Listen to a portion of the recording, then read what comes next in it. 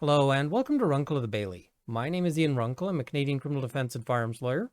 So I previously covered the story of one police officer accidentally firing his handgun in the direction of another police officer and almost hitting that other officer. Well, Kelowna has responded by saying, "Hold my beer." So let's have a look at this one. Several of you sent me this one. It's a shocker of a story here. Kelowna Mountie transferred fined after pointing a gun at another officer. And the sub-headline here is that the constable argued she handled the gun safely and did it in the spirit of dark humor. We'll analyze those claims a little bit here. And they note that a Kelowna Mountie was transferred, fined, and put under close supervision after pointing her firearm at another officer out of frustration over his incessant teasing. So apparently what was going on, she was doing paperwork, he was teasing her. Let's assume that this guy was the biggest jerk on the planet. And, and I don't know this officer, I don't know what was going on, but let's assume that he was absolutely insufferable. Okay, let's see if that justifies what happens next. Because at some point, she unholsters her RCMP-issued gun and points it at him, telling him to either go away or to F off. And she says that if the gun had gone off, he says that if the gun had gone off, he's not sure if the shot would have hit him or not. And she puts the gun back in her holster shortly thereafter. She argues that she handled the gun safely and pulled her weapon in the spirit of dark humor. Now, just thinking about this, first of all, dark humor doesn't generally cause people to fear for their life. I don't think that's terribly funny to most people. Second of all, I'm not really aware of a way to handle a gun safely that involves pointing it at another person intentionally. This is, in fact, the opposite of gun safety. Every formulation of gun safety rules tells you not to point firearms at other people, other than in situations like immediate self-defense. So I don't really see how this is justifiable. Somebody's saying, I was handling the gun safely while I was pointing it at another person is something like saying, oh, well, I found a way to safely drink bleach or to safely jump off safely jump off a building might make more sense there because parachutes are a thing. There is no such thing as safely pointing the gun at another person. So I don't see how that's at all possible. And the decision doesn't give that a whole lot of weight either. They say if the constable was in the state of mind to take the steps to ensure her firearm was handling safely, as she claims, she would have had the presence of mind not to take it out of her holster in the first place. Yeah. And they say, I find it exceedingly aggravating that the constable would, in reaction to being teased, draw her force-issued firearm, endangering all the occupants of the bullpen and surrounding area of the detachment.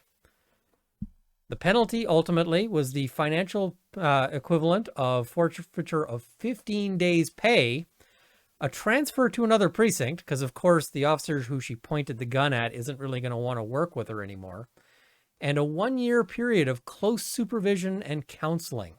But she is being allowed to continue her career with the RCMP. Because somebody who reacts to being teased or other sort of emotional stress by pulling a gun is exactly the sort of person you want conducting policing on our streets. When people tell me, the police should have firearms and they should be the only people with firearms because they are, held to this high standard and they're going to be very responsible. They're going to be very diligent. I don't know any gun owners, licensed gun owners who would pull this. And in fact, if you did, I would expect you'd be charged. Like most people, if you did this, should expect to face a transfer and a period of close supervision, by which I mean you would be transferred to a jail cell and be under close supervision because you're not allowed to leave that jail cell. But apparently not this officer. I mean, when we think about the offenses that this seems to indicate, pointing a firearm, assault with a firearm, using a firearm in the commission of an offense. I mean, there's others as well, but, We're talking mandatory minimum penalties here. Why is it that what we're talking about is a fine and, being moved and some harsh language here? I mean, it's a good thing she didn't decide to pull the trigger, or they might have fined her 30 days. How are we supposed to have confidence in the police's internal discipline when this is how they respond to a criminal offense happening? Now, let's also look here at another element here that just makes me go, what the heck happened? And that's this little bit here.